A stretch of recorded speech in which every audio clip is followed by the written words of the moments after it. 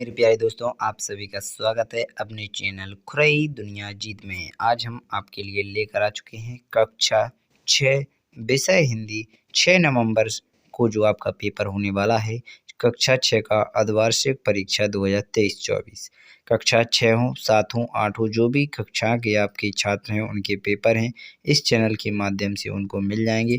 तो इस वीडियो में आपको कक्षा 6 का हिंदी का पेपर का फुल सोल्यूशन रियल क्वेश्चन का यहाँ पर मिलने वाला है। तो चलिए बिना टाइम खराब किए पूरा देखेंगे और अगली वीडियो में हम आपको और भी जानकारी प्रोवाइड करते रहेंगे।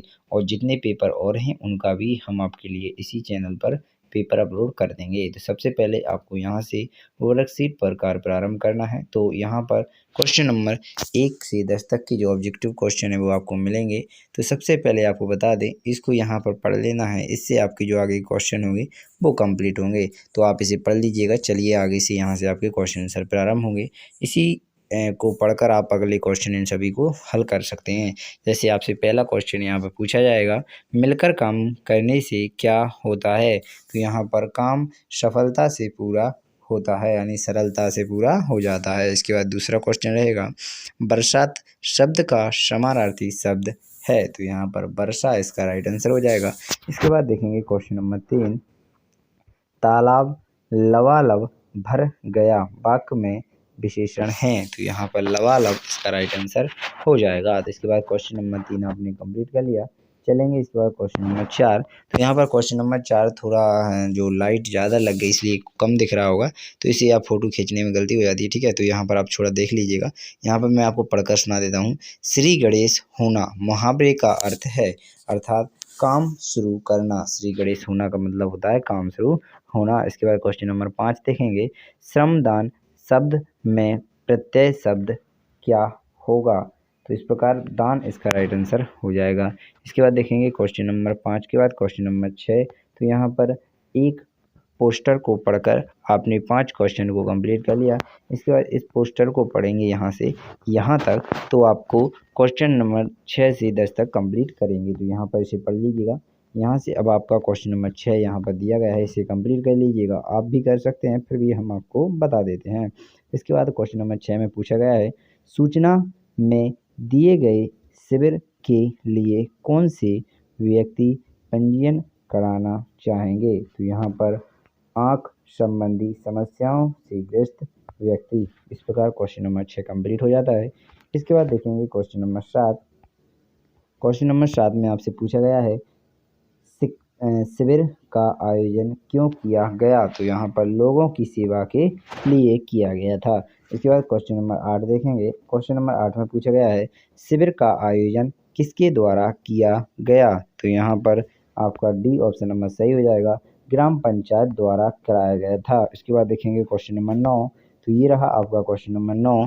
क्वेश्चन नंबर 9 में पूछा गया है, नेत्र शिविर में आपकी भूमिका क्या हो सकती थी होती है। तो यहाँ पर स्वयं सेवक की। तो यहाँ पर रहेगा आपका स्वयं सेवक, यानी आप सेवक बन सकते हैं। इसके बाद अगला क्वेश्चन नंबर रहेगा 9। तो यहाँ पर 9 के बाद आता है क्वेश्चन नंबर 10। तो ये रहा क्वेश्चन नंबर 10। इसमें आप पूछ सकते हैं, नेत्र शिविर के आयोजन के लिए उचित निर्देश क्या हो सकते हैं। तो यहाँ पर आपका ए और 3 अर्थात पंजीयन के लिए जल्दी ना करें। इसके बाद अगला तीसरा रहेगा, अपना पहचान पत्र लेकर आएँ। तो इस प्रकार आप दोनों को राइट हो जाएंगे। तो यहाँ पर ए इसका राइट आंसर हो जाएगा। तो यहाँ पर क्वेश्चन नंबर 10 अर्थात ऑब्जेक्टिव क्वेश्चन कंप्लीट हो जाते हैं। अब आते हैं आपके उत्तरी लघु उत्तरीय यानी छोटे छोटे जो क्वेश्चन है वो आपको यहाँ से कंप्लीट करना है। तो सबसे पहले आपका 11वें क्वेश्चन पर पूछा गया है, तिरंगे के विषय में जानने के लिए आप कौन कौन से प्रश्न करना चाहेंगे। कोई 2 प्रश्न बनाकर लिखिए। तो यहाँ पर तिरंगे के बारे में यहाँ पर पूछ सकते हैं, तिरंगे के 3 रंगों का मतलब है। तो यहाँ पर पहला क्वेश्चन है बना सकते हैं। दूसरा क्वेश्चन, तिरंगे के बीच का चक्र क्या है। इस प्रकार आप दोनों क्वेश्चन हमने यहाँ पर आपसे पूछे हैं और भी बना सकते हैं। तो यहाँ पर 2 को पूछा गया था, 2 बनाकर बताओ, तो हमने 2 बना दिए हैं। इसके बाद क्वेश्चन नंबर 12 देखेंगे। तो क्वेश्चन नंबर 12 में आपसे पूछा गया है, कटुक वचन मत बोल पाठ के आधार पर निम्नलिखित शब्दों के अर्थ लिखते हुए उनका वाक्य में प्रयोग कीजिए। तो यहाँ पर पूछा गया है पहला वाक्य इम्तिहान, इम्तिहान। तो यहाँ पर परीक्षा, इम्तिहान मतलब होता है परीक्षा लेना, ठीक है। तो यहाँ पर पूछा गया है मालिक ने लुकमान की बुद्धि की परीक्षा ली। यहाँ पर इस किसी का नाम है लुकमान, ठीक है। इस पर कोई भी नाम हो सकता है। इसके बाद लिखा है होशियार, ठीक है, होशियार, होशियार। यहाँ पर रहेगा इसका समझदार, यानी होशियार का मतलब लिखा है यहाँ पर समझदार। इसका मतलब है होशियार लोग बोलने से पहले सोचते हैं। तो यहाँ पर होशियार नहीं, यहाँ पर होशियार लिखा, ठीक है, हो लिखा है, हाँ भाई की मात्रा है, ठीक है। होशियार का मतलब होता है समझदार। होशियार लोग बोलने से पहले सोचते हैं। तो यहाँ पर क्वेश्चन नंबर 12 कंप्लीट हो जाता है। क्वेश्चन नंबर 12 के बाद देखेंगे क्वेश्चन नंबर 13।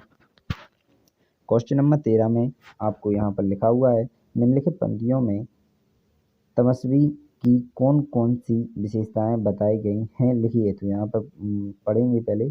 झूने पाए मोह ना तुमको, बनो तपस्वी लोहे हृदय, काल स्वयं डर जाए देखकर, ध्रुव से भी ध्रुवतर निश्चय, ठीक है। तो इस प्रकार इसका आपको अर्थ लिखना था। तो यहाँ पर पूछा है कवि वीरों को तपस्वी की तरह मजबूत हृदय का बनाना चाहता है, जिससे काल भी डर जाए, तुम्हारा मन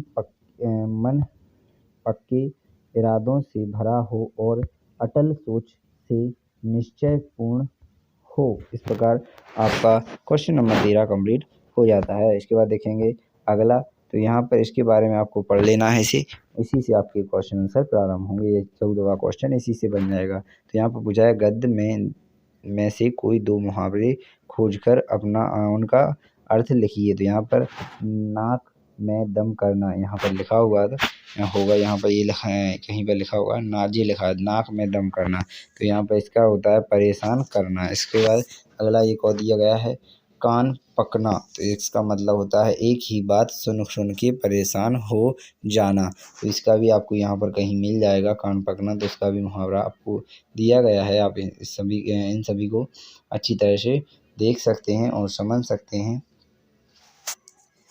ठीक है।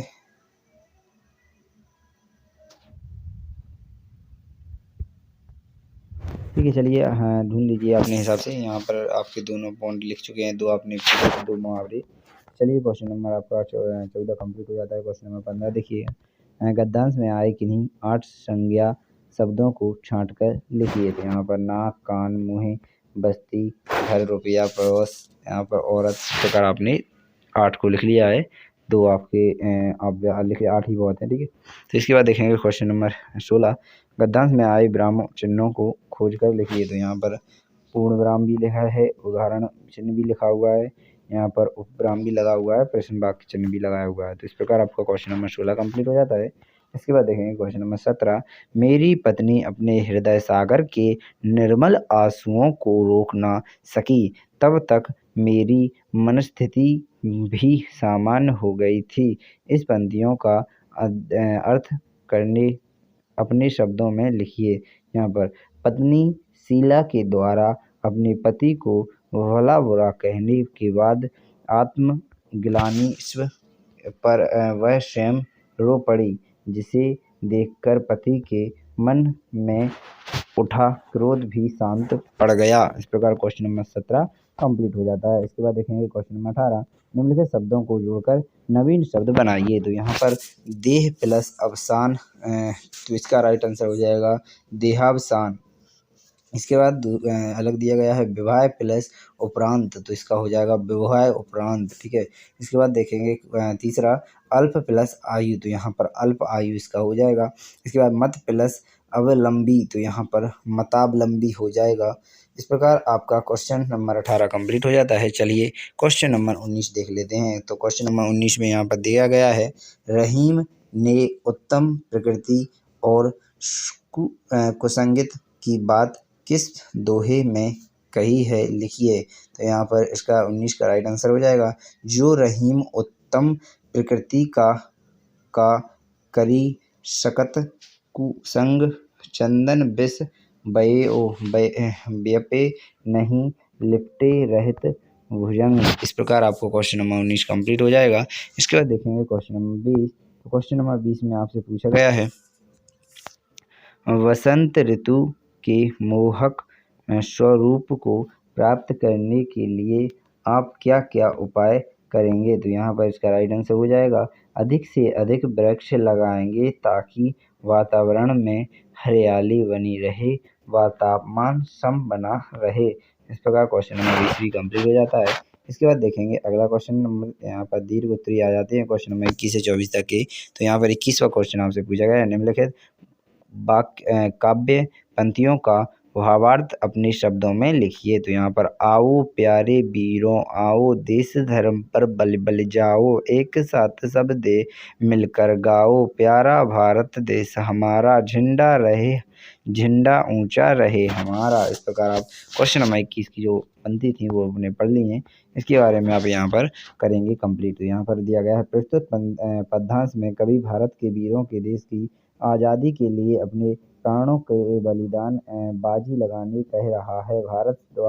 भारत हमारा प्यारा देश है, समस्त विजय भारत भावना का प्रतीक, हमारा प्यारा झंडा सबसे ऊपर ऊंचाई पर लगाकर हमें जोश प्रदान करता है। इस प्रकार आपका क्वेश्चन नंबर 21 कंप्लीट हो जाता है। इसके बाद देखेंगे क्वेश्चन नंबर 22।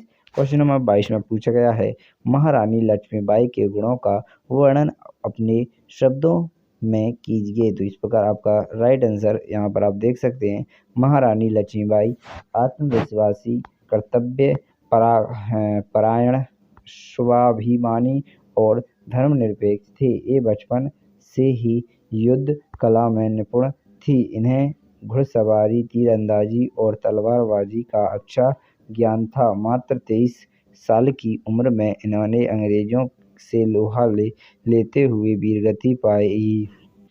इनका जीवन नारी समाज के लिए आदर्श मिसाल है। इस प्रकार क्वेश्चन नंबर 22 भी कंप्लीट हो जाता है।